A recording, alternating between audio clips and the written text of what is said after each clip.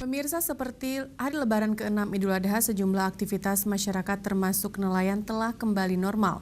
Seperti halnya di TPI Lampulo, Banda Aceh pagi kemarin, sejumlah bot nelayan terlihat sudah mulai dibersihkan dan nelayan akan kembali melaut setelah libur Lebaran.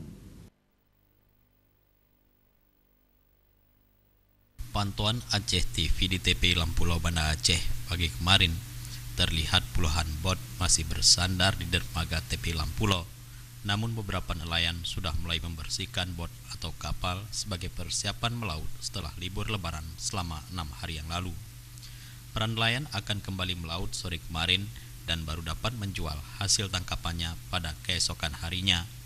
Dengan belum normalnya aktivitas melaut nelayan di sekitaran TPI Lampulo dan Kampung Jawa, Kota Banda Aceh, mengakibatkan stok ikan di pasaran semakin menipis ketersediaannya. Bahkan hingga hari ketiga Lebaran Idul Adha, pasar ikan di TPI Lampulo belum buka. Diperkirakan aktivitas jual beli di TPI Lampulo akan kembali normal esok hari atau setelah nelayan kembali melaut. Harga ikan di pasaran masih tinggi. Hal ini dikarenakan stok persediaan ikan di TPI Lampulo sangat berkurang.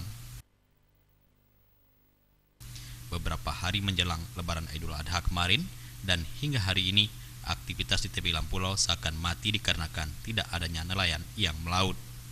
Tim Liputan Aceh TV.